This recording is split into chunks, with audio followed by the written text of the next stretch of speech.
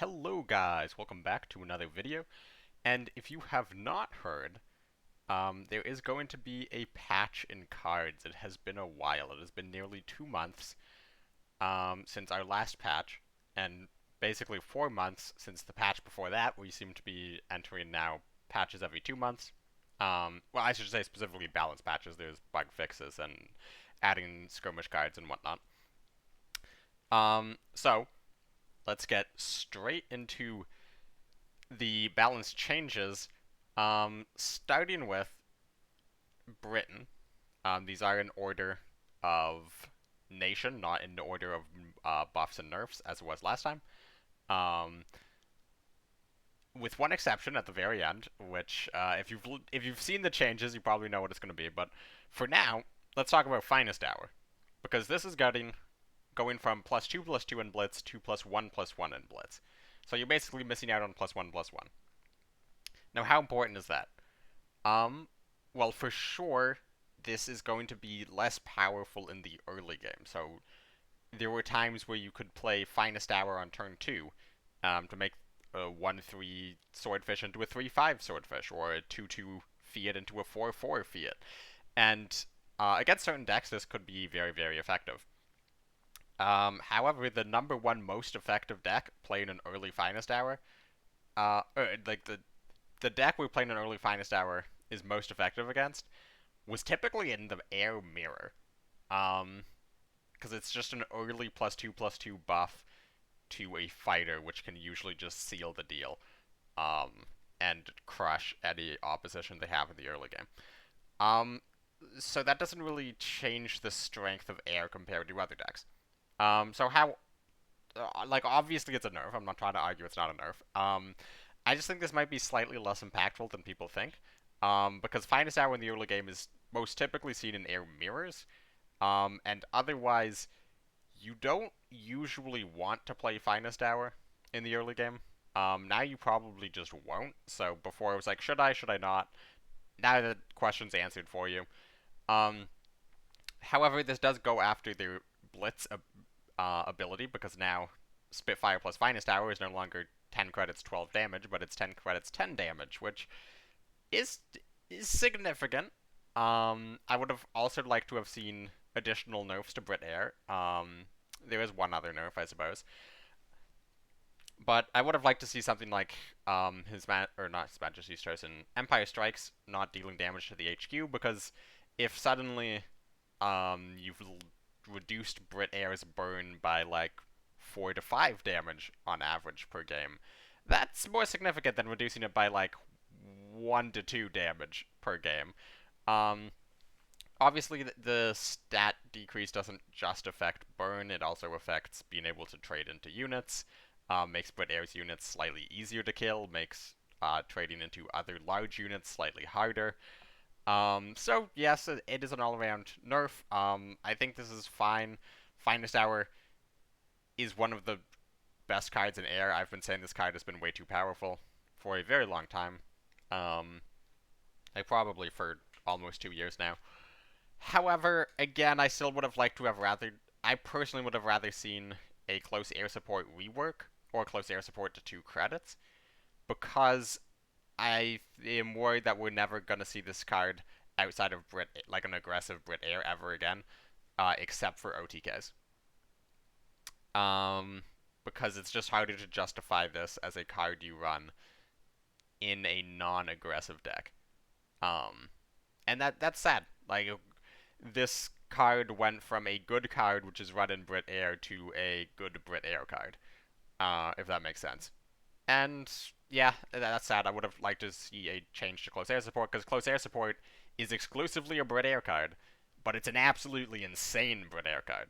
So, like, going after the arguably best card in air, which is also a card exclusively run in air, I think is preferable to me. And also, it's a card that's a standard, so it's not like a massive hit to people's collections if you kill the card somehow. Then going after specials and elites. And don't get me wrong, the Finest Hour nerf, perfectly fine. The previous nerfs to Brit Air, which were Wellington and Spitfire, both perfectly fine. Those cards were absolutely insane. I'm just very surprised that they haven't gone after. well, I suppose they did go after close air support the first time, however, they ended up inadvertently buffing it. But yeah, just a little sad. Then we get onto a buff. Technically, it's a change, but I think most people would agree that this is a buff. To emergency measures, which went from choose and discard a Spitfire, deal 4 damage to target unit and pin it. I actually didn't know it pinned it. Was that a buff? I feel like it didn't always pin it. I feel like this used to just be 4 damage. I could be wrong about that, though. I like honestly do not ever remember this card saying pin on it. Granted, I never played this card ever, and if you're playing 1 credit, discard a card, deal 4 damage to something, it's almost certainly going to be something from an aggro deck, which is almost certainly not going to have more than 4 health. So the pin doesn't really matter. But anyways, it now says choose and discard a Spitfire to add RAF Ground Crew to the support line. And RAF Ground Crew is the 0-4 that discounts and buffs all of your Spitfires. Now this is a very core card to the Spitfire archetype, and you can now you've gone from being able to run 3 to a theoretical 7. Now, you almost certainly will not run 4 emergency measures. You certainly would not run emergency measures over RAF Grand Crew, so you're definitely running the 3 RAF Grand Crews in a Spitfire deck, and maybe you want 2 to 3 emergency measures. I'd probably lean towards 2. And then, like, you just have the Brit Air, or you just have Brit and Draw, like Lend-Lease and stuff, so it kind of makes up for the fact that you're losing card advantage with this, but like 1 getting out of RAF Ground Crew on turn 2. If you play this on turn 2 going first, there's very few decks in the game which can kill it, which means, wait, actually, let me just check how much it discounts. Yeah, so it discounts Spitfires by 2. I had to look that up. That shows you how little I have seen RAF Ground Crew. So if you play emergency measures to get a RAF Ground Crew on the board on turn 2 going first, on turn 3 you can play a 6-6. Like, you can play the 5-cost 5-5 Spitfire, which will play as a 3-cost 6-6 Spitfire on turn 3. Which is degenerate. I'm kind of fine with this. I'm generally, I'm fine with giving Spitfire better cards, kind of. I is just very worried the Spitfire will become remotely playable. Because a deck like Spitfire I am wholly against, because it's a deck where it's very similar to, sort of like Alpine, in that it's, or Tokens, although Tokens is much more interesting, and versatile. It's much more similar to Alpine, where, like, the cards on their own all kind of suck and are all kind of slow. Although Alpine is way better, because the cards are significantly less slow and suck significantly less. However, it's just like cards which are weak on their own, largely vanilla units. However, if you hit like the perfect curve, or if you're playing against a control deck, you can just like start slamming down these guys. Not to gain interesting effects, not to make interesting plays, but you just start slamming down cheap and huge units over and over and over and over. And it's not going to be a great deck because you're going to get absolutely destroyed by things like Jaggro. However, it's going to be a alright deck, and I am scary that there's an alright deck which is just as brutally brain dead as Spitfires. And I don't mean to say, like, if Spitfire is your favorite deck in the game, I'm not saying you are brain dead because you play Spitfires. I'm just saying there is very, very little critical thinking that goes towards playing a Spitfire deck. Now, building a Spitfire deck, there's a lot of thinking towards that because you can go in a ton of different directions. Like, do you run US to run the 7-cost Spitfire that draws a plane, which will probably be another Spitfire? Do you go Japan? You can fit in Tora Tora Tora's Burst of Fires, potentially even Burning Suns. Burning Suns. To deal a ton of damage. Or you can go Italy ally if you want to be better into aggro. You can play Mare Nostrum on this like 6-6 fighter, and now it's a 7-7 fighter that's healing you 7 every time it attacks. There's a lot of directions you can go in Spitfire, so building Spitfire is very interesting. However, playing it, you're literally just slamming massive vanilla fighters over and over and over, and if your opponent can tempo you down, you lose, and if your opponent can discard you out of cards, and like Lion for a day, the few Spitfires you do get out, you lose, Or if your opponent doesn't do either of those two things, you win because you have like 30-30 in stats on the board by like turn 7. So, yeah, I am worried. I am skeptical. I think Spitfire should not be pushed too hard because if that ever becomes even remotely popular, let alone meta, I think the game will pay for it.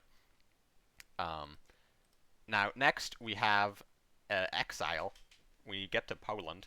I'm not sure why Poland comes after Britain, but okay. We get a change to Daring Strike, which costs 1 less for each intel card you've played this battle, deal 2 damage to any target. Um, I feel like they should have had deal 2 damage to any target before that, but whatever.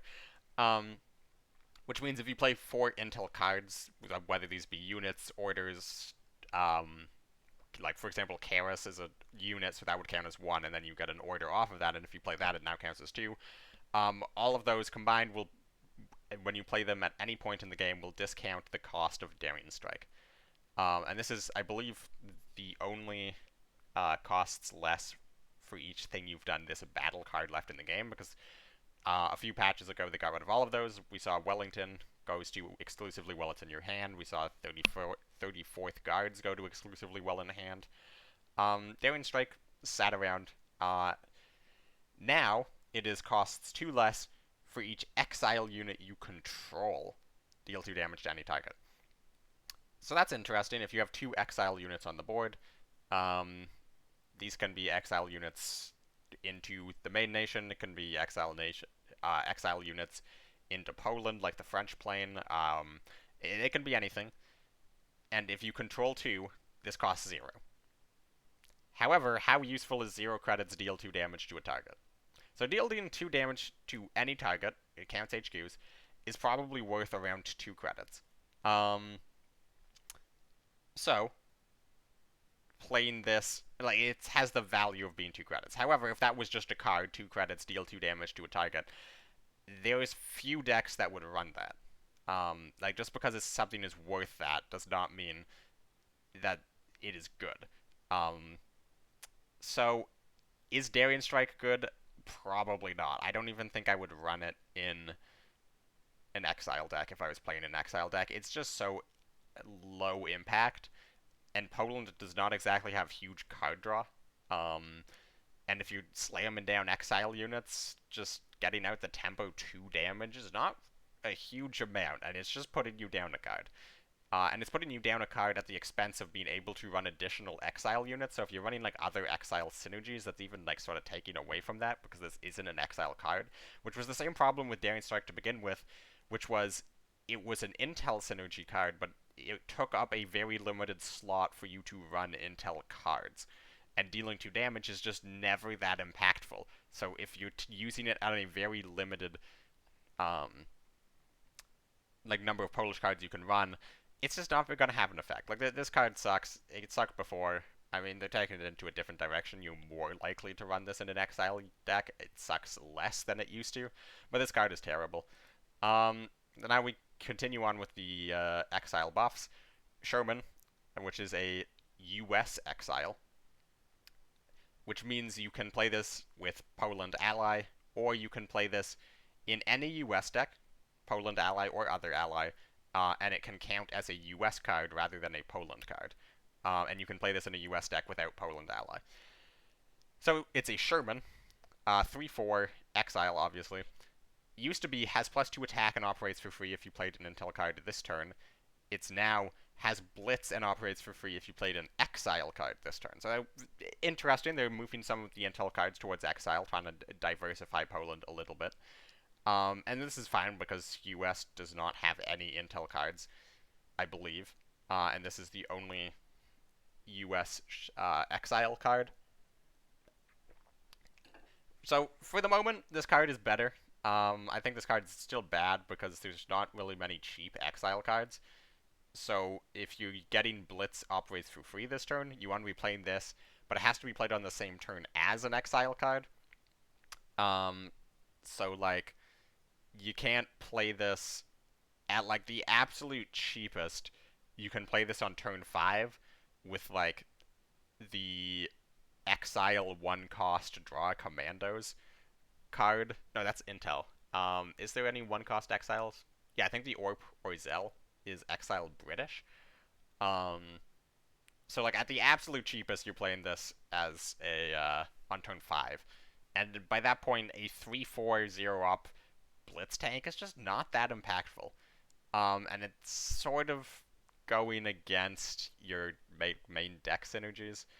Um, if you're playing it in anything with like a more control style.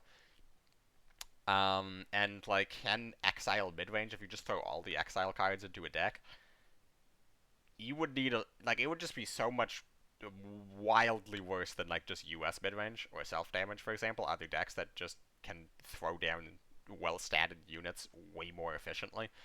Um, yeah, so it sucks. I'll be interested to see if they ever add a Showman synergy, because we have T-34 synergy, we have Spitfire synergy. There's a few, like the decent number of Showman cards, so like maybe if they add some really good Showman synergy in the future, you would consider running this, but very unlikely. Let's start trying to get through these a little faster. There is for Glory, 3 credits, destroy target elite Japanese order. Basically went from 3 credits to 2 credits. I've basically never seen this card outside of draft. It's a lot better now. However, when I think of like what are really annoying elite units I see, I think of like Tiger IE, King Tiger, Comet. Immediately, all 3 of those, 2 of those can't be targeted, and the third is never on the board to be targeted. And otherwise, you have like the 0-4s, but do you really want to spend 2 credits, kill a 0-4? Like, sure, sudden striking like a Pioneer or a Signal Regiment is fine, but sudden strike is way more flexible than this. Um, like if you think what the currently best deck in the game, Brit Air, they run a lot of elites, but their elites are largely orders, like Monty, Shelley, and HMS Illustrious. If you look at their elite units, they have Sexton, they have Spitfire, they have Mosquito, or sometimes Wellington instead of Mosquito, and Kitty Hawk. So like there's a few targets, but like none of them are really insane. And like, would you rather just run an amphibious assault because it kills 2 of those 4 listed units, and also way more other units? It's really difficult to imagine a meta where this is super good. However, at 2 credits, you could definitely consider this as like a tech card in a specific meta. And as more expansions come out, more elites come out, the higher chance that there's going to be a deck with large numbers of elites, which means the better this card becomes. So I think it's fine. I think they could have changed this altogether to just be a more interesting card. Maybe something that pushes Japan control. However, just a cost reduction I'm also perfectly fine with. So, yeah, not too impactful. Now we get 2 changes which sort of go together, very interesting. The Claude, which was a friendly unit has -1 operation cost this turn and really sucked, is now give a friendly unit -1 operation cost, permanent. So we have seen operation cost reduction cards before, with the Jaeger Regiment Pincer, reduce operation cost by 1. Um, this one is permanent. However, it's still a 2-cost, 2/3, 2 operation cost fighter. The only 2-cost, 2/3, 2 operation cost fighter that has ever seen play is Buffalo, and that's because that was specifically in an air meta. You would stop bombers. And there was just a lot of 2 or 1 attack units in general, so it would sort of grow. So it wasn't a 2-cost 2/3. It was a 2-cost like 3/4, a 2-cost 4/5 sometimes. Is -1 operation cost on target unit worth that? No. Is this card good? No. However, this card is not bad, and it lets you play it on turn 2 to curve a 1 operation cost unit into a 0 operation cost unit, which can be pretty good.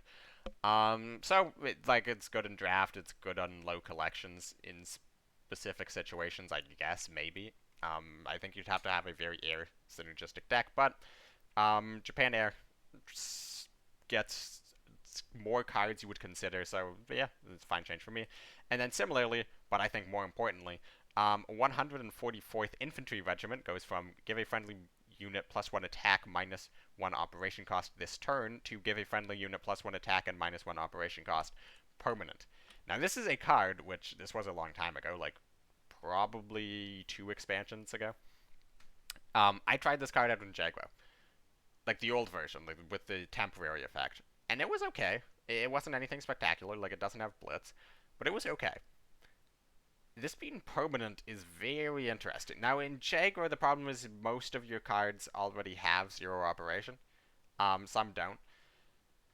Like Whirlwind, if you're running like Mitos, Akitas, Shinhodos, Type 93s.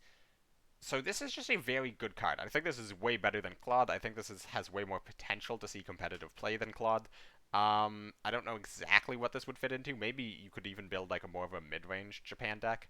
Like, yeah, there's a lot of possibilities for this, especially with there's some good ambush cards you could use this with, like Zeros or Chidus, where permanently buffing the attack. You don't need this 4/3 to stick around, but you're permanently buffing the attack and lowering the operation cost of a 2 operation cost unit. Not bad, like even just with Kagoshima. It's interesting. Those is all the changes Japan got. Speaking of ambush units, the Yagged Panther goes from 2 operation cost to 1 operation cost, 5/3 ambush tank. This is a pretty big change, just because 2 operation cost is terrible for a 4-drop. So basically, this is the difference of you play this on 4, and now you can move and attack into the support line and play a 3-drop, or you can attack into the front line and play a second 4-drop on turn 5. Before, you would play this on 4, and then you could move and attack into the support line, and that's basically your entire turn. Like, this card just sucked. So 1 operation cost, I don't think it's going to be breaking into any Heinz decks, like 5/3 ambush. Still just kind of dies to a lot of orders. But I would not be that surprised if we saw this card popping up in more low rank decks. You see people picking this more often in draft. I think this change is fine.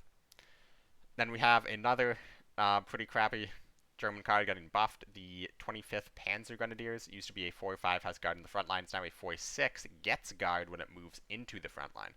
So this means if it's retreated, it gets guard in the support line. Now this is a very niche effect, like it being retreated, and specifically because it gains a buff. Well, not gains a buff when retreated, but like guard in the support line is more important than guard in the front line generally, so I don't think anyone's going to retreat this unless they don't have any other option, or they don't care if you get a guard in the support line. So like, does this card just become better in like free to play and in draft and in property decks? Yeah. Is this gonna see any competitive play? No. This would need to have guard on play. Because if you actually compare this to Seaforth, so it's Seaforth with 1 less health. On the upside that it has +3 attack on your turn, so it can attack into things for 4, rather than just be used defensively for 4. However, the key thing is it does not gain guard when you play it. So you can play this on 4, and if your opponent is like playing US frontline and they have like 3 units in the front line, they all go face, does not matter. Or if you're playing air and you play this, it doesn't stop any fighters, doesn't stop any bombers. You move it to the front line to get guard, it still doesn't stop any fighters or bombers. And I don't think you're running this with like L640 to do any wombo combos, but yeah, I do want to see somebody build like a meme deck with this and Panther A's and any future cards Germany gets, where you just like move units to the front line, gain a bonus, and then retreat them to your support line, and then keep moving them back and forth. That sounds like a really funny deck, but yeah, I don't expect to see too many 25th Panzergrenadiers. Now we have another crappy German card being buffed, the Panzer G, which has just not... It never received the same amount of love as the other Panzer cards in the game. I think just on the last OCC broadcast, I heard Ollie say in the cast that a player had just about every Panzer card in the game in their one deck, which of course did not include Panzer G, because I think most people don't remember Panzer G exists. It's a 3-cost, 3/4 blitz tank, which sounds promising. However, it has 2 operation cost and cannot be pinned well in the front line, which is just not that great of an effect for a card with blitz. So it's now same operation cost, same stats, same cost, but its pincer cannot be pinned. So you can give it to another unit to make it unpinnable, um, and it gains unpinnable well in the support line or the front line. This card is still basically just as unplayable, but with the slim possibility that you run it in like a pincer deck. Especially if they ever add more pincer synergy cards, maybe. But again, just the 2 operation cost is really terrible for a card that basically does nothing on play. So really when I think of like 3 cost, like similar statted and 2 operation cost units is like Flam Panzer, because it did something when you played it. I just can't imagine you would ever run this, because you play it on turn 3 and it's just a worse, like, um, Scherzen? Is that what it's called? The 3-4 1 operation cost, pincer, heavy armor. That's just way better than this. Then we get a bit of a strange nerf, a nerf not a lot of people expected, which is a nerf to the P-47, which is the 6 cost 3-5 destroy a target enemy unit in the front line. Now, honestly, I'm not that surprised this card got nerfed, and I'm perfectly fine with this. This card has seen a ton of play. Now, it has not seen a ton of play in like the tier 1 meta breaking decks, but if you've played on ladder for any amount of games in Field Marshal, basically since this card comes out, you will see this card a lot. People run it in US ramp, people run it in like Soviet US, German US, Britain US. This card is just in basically every single deck. And the reason is destroying a target unit in the front line is oftentimes actually just better than Avenger or B-17 in certain circumstances. It comes out 2 to 3 credits faster than those 2 cards, and it's a fighter, so it actually stops bombers from Brit Air. Yeah, this card is just really, really good. I'm not a huge fan of the direction they took it in with destroy a random enemy unit in the front line. I would have rather seen like deal a set amount of damage to a unit in the front line, or maybe just make it a 3-4, make it a 2-5, make it 7 cost. Random, I'm not a huge fan of just putting random on a card to nerf it, because it's not nerfed if your opponent hits what they want to hit. And if they only have 1 unit, it's not nerfed. But so it's not like a huge nerf most of the time, which I suppose is fine. It's not like this card needed a huge nerf. But yeah, hopefully we see a little bit less of this card, just because frankly I'm sick of this card. But, like, I think it's fine. Then we got a very interesting buff to Campaign Trail, which was all your units are fully repaired and operate for free this turn. This saw a very small amount of tinkering with during the bolster meta, and people just sort of realized that it's very, very rare for this to like affect a ton of units, and the repairing at the beginning of the turn is kind of useless. So this one is very interesting. Now it only reduces operation cost by 2. So there's like, it's not a huge difference, but there is a handful of units that this would work differently for. Like B-17, Panther G, the 5th Rangers is probably the card that they were thinking about when they said operates for 2 less rather than operates for free. However, you do now repair at the end of your turn, and this is a huge difference. However, are we going to see this card immediately run? I don't think so. Just because if you're running a board-centric US deck, you're much more likely to run orders like We Can Do It, or if it's US Ally Alliance, which are slower, however, they're much more tangible benefits. And you can't just run a lot of higher cost orders in your deck that like don't necessarily affect the board. It's sort of like Blitzkrieg in a way, where you need a board of units for this to do anything. And like if you're running German Ally, which is the most common main nation for US Ally is German, and the most common ally for US main is German, and you would just probably rather run Pursuit than Campaign Trail, I feel like. But again, I'm sure people will try it out. I'm sure a deck in the far future will run this card. It certainly has a lot of potential. Now we get to the second nerf to Brit Air, which is Fiat goes from 0 operation cost to 1 operation cost. Now I have seen some people actually complaining about this. They're like, oh, why are you nerfing Britain's ally nation instead of the main nation. Like, Britain is the problem. Why are you going after the ally? And to be completely honest, Fiat was just one of the most broken cards in the game. Like, I think people have very short memories when it comes to cards and the cards meta. Before Fiat was buffed, people played Britain US Air, and it was absolutely insane. It was the best deck in the game, and then they buffed Fiat, and over the course of like 2 or 3 months, people were sort of like, this card might just be on its own insane enough to push people away from Britain US to Britain Italy. Um, so by this card getting nerfed, we're gonna see people move back to Britain US. We might even see back to Britain Japan, which I think has some untapped potential there. You're going to see people stick with Britain, Italy, because honestly, the one operation cost isn't the end of the world. It certainly cuts down on a lot of the early aggression, which is the reason you ran Fiat, is you would abuse this very large card draw to run these very cheap one drops, which you can hard mulligan for, kind of dump your hand, deal like 8 to 12 damage early if you don't just outright win from your early drops, and then close out the game with Spitfire Finest Hour. And sort of both of these strategies have taken very small nerfs, so I think Britain Air probably still the best deck in the game. And that is something I'm very annoyed about, because this is the patch we are going to play the entirety of the rest of the World Championship on. The World Championship top 128 will be played on the current patch. And I probably could have mentioned this earlier, but this patch is slated to come out early November. Now, I don't know if this means November 1st and we get it as soon as November hits and people get 5 days to play around it before the top one or the top 32 of the World Championship, or if this means this comes out the minute the top 32 of the World Championship ends.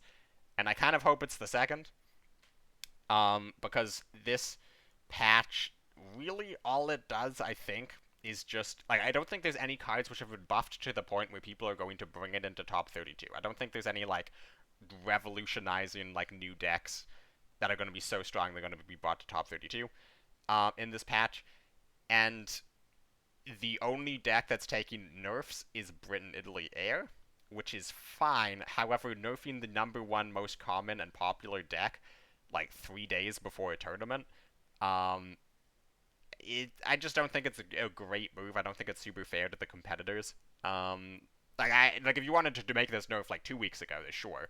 I don't know why they're waiting until November to do this, but yeah, if they drop the patch in the week between the top 30, the top 128 and the top 32, I think that's just insane to me. But hey, we'll have to see. The fact that they haven't given a date is also deeply concerning, because as somebody in the top 128, as somebody wanting to make it into the top 32, I'm concerned by the fact that I don't currently know which patch the top 32 is going to be played on. But anyways, back to the Fiat change. I mean, yeah, this is a massive hit to Japan Italy Air, which was really the only viable Japan Air deck, which is sad, but it's kind of a hit that needed to happen. 0 operation cost 2/2 fighter is just insane. And a 1 operation cost 2/2 fighter is balanced. The problem is, how often do you hit that? It's very first versus second. Maybe in a future meta. Like, again, I don't think this card is dead. It's still way better than it used to be before the patch that buffed it was, and what it was before the patch that buffed it. So yeah, I think it's an okay change. Again, would have liked to see a cast change to go after air, but this is fine. So again, Finest Hour is really the only nerf to air as a construct, but this does bring down Britain Italy Air. Then we get a buff to an Italian card. The Fulgor was a 2/3 Blitz infantry. When you deploy an Alpine unit, it gains ambush. It now reads, when you deploy an Alpine unit, it gains Blitz. This is quite strong. It's a bit of a win more card. And I feel like it is difficult. Like, I don't think you would run this with the Obice. However, I think you might run this instead of the Obice. And the Obice is the 2-3 artillery that makes your Alpine units able to move and attack on the same turn. Obviously, these two have some pretty crazy synergies together. If you can manage to stick both on the board, it means any Alpine unit you can play can move and attack on the turn it is played, which is insane. So you can lead to some very crazy, like, super win more situations where you, like, play a Geburgs Pioneer, it's a 1-1, which gets +4/+4 by Alpine, and then you can blitz it to the front line for 1 credit, and then you can attack face for 1 credit, and you just did 3 credits, deal 5 to the face, and put a 5/5 there, which would be insane. However, that would require such a ridiculous amount of setup that you probably already lost the game, or won the game. So again, like, it's a bit of a worry. Alpine did receive a massive buff right before the World Championship last year, and it was like probably the #1 deck in play-ins. Um, so that was interesting. I don't think this is the same. It's really hard to run this with Obice just because of support line slots, as well as Italian card slots. Like, you're cutting Alpine units from the deck to run this, and it itself is not an Alpine, which is good. But yeah, I think you might run this instead of Obice, and I think that would help Alpine a little bit, because it makes it slightly more proactive. So yeah, good change. And now we get to the last change. This one is very funny. So Blackwatch has gone from deployment orders in enemy hand cost 2 more to passive orders in enemy hand cost 2 more. Now, the difference is this effect does not stay anymore. This effect is now tied to the body of Blackwatch. If you play Blackwatch and you increase, like previously you could play a Blackwatch and it would permanently increase the cost of all orders in hand by 2. And that was absolutely insane. I've been saying that they should nerf Blackwatch before they made it 5 credits. It used to be 4 credits. And then they made it 5 credits, and everyone was like, oh yay, they nerfed the card. And I was basically argued that, no, you actually kind of buffed the card, because it used to be a 1-4 for 4 credits. I think a 1-6 for 5 credits is way better, for several reasons. I despise Blackwatch as a card. I think it deeply restricts game design. Like, just think about the fact that Commonwealth has seen almost no play, in large part because of Blackwatch. And when Commonwealth did see play, like, people ran redeployment almost exclusively to reset the cost of Commonwealth, because Blackwatch would just permanently lock your main win condition out. And just having a card that permanently locks out your win condition is stupid. Back when we had research meta, and every deck was all about trying to get to their 12 cost to win the game research, and you could just play Blackwatch, like, it was just so deeply unfun. Because Britain had the best research in the game, as well as it had the best counter research cards in the game in Blackwatch Ultra and Doubting system. Oh, what a terrible, terrible time to play cards. Be happy with the meta now. Be happy. My goodness, that is all I can say. Research meta was terrible. Anyways, so I am a huge fan of this change. I think this is also like kind of a quasi buff to Japan Control, because Japan Control uses a lot of these expensive orders like To the Last Man, Bonsai, Empire of the Sun, Sneak Attack, Blade of the Samurai. There's a lot of possibilities of very expensive orders you want to run in Japan Control. However, if you run into somebody running Blackwatch, you kind of immediately lose the game. So I'm very glad that's gone. There's also ways that you could like run this with resistances, where you increase the cost of resistances and then you double the increased cost of resistances, and it would just sort of snowball out of control. Huge fan that this is no longer permanent. Huge fan. And this is what they announced. This is the one that went out in the blog post. This is the one that went out on the Discord. Everyone reacted to it. Everyone was sort of like, okay, yay. They nerfed Blackwatch a little bit. We're fine with this. I basically did not see a single person complain about this change. And then, I think 1 or 2, maybe 3 days later, they announced this change, where it's the exact same thing, but it now has 2 attack instead of 1. And people went insane. People absolutely hated this. I'm actually going to quickly check. So the current post in Balance Change Reveals in the Cards Discord has 55 thumbs down, 16 crying emojis, 18 exclamation mark question marks, 11 angry cursing emojis, 18 clown emojis, 10 vomit emojis, and 3 thumbs up. I have never, ever seen the cards community react so strongly and unanimously to a card announcement, change, new card, anything ever before than I have with this. And what's hilarious is I don't even think it's the card. Like, I think if they had just announced this version of Blackwatch first, I think it would have been pretty split, like 50-50, and some people being like, oh, why are you buffing it? Some people being like, I think it's a bit more of a nerf than it is a buff. And I think that's an interesting question.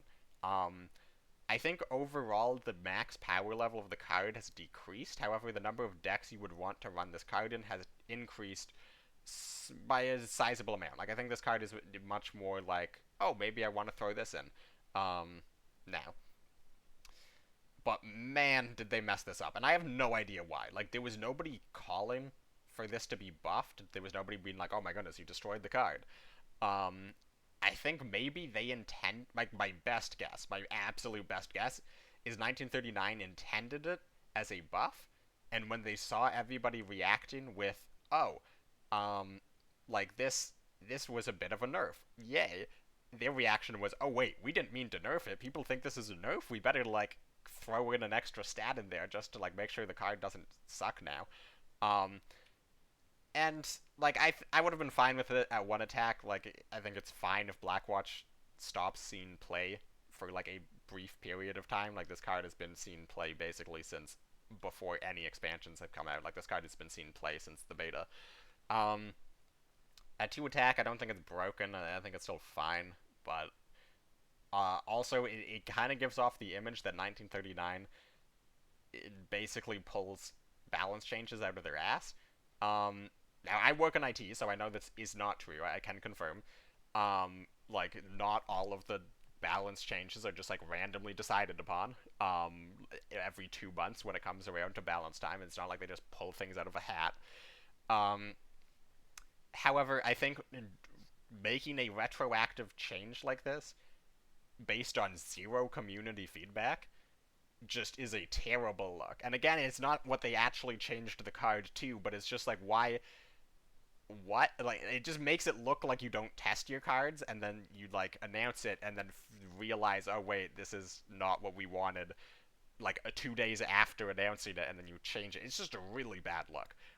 And the time that believe maybe the only time that comes to mind that they've had to walk back an announcement beyond just like wording changes is the smokescreen card, the card that gave you units like +2/+2 when they like units that lose smokescreen this turn get +2/+2.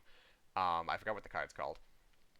They announced that at 1 credit, and immediately everyone was like, "This is the most insane broken card in existence," because there's so many 1 credit smokescreen units like AA guns, Panzer A's, um, like the Stugs. Like you would just throw this into existing Hinds, and it would be absolutely insane. And they were like, "Oh wait, we hadn't thought about that, and the expansion is dropping in a couple days. Let us change it." They changed it to 3 credits, and it never saw any play because they kind of overshot the nerf. But again, I think that's fine because if you're reacting to actual community feedback, which is like, oh, like, I mean, when you release a 90 card expansion and you're a small team, you're not always. You're sometimes going to make mistakes. Some things are going to fly under the radar. Not everybody is able to test every single card in every single potential deck you can run it in. And obvious, like you can make an argument about like how obvious the smokescreen thing should have been.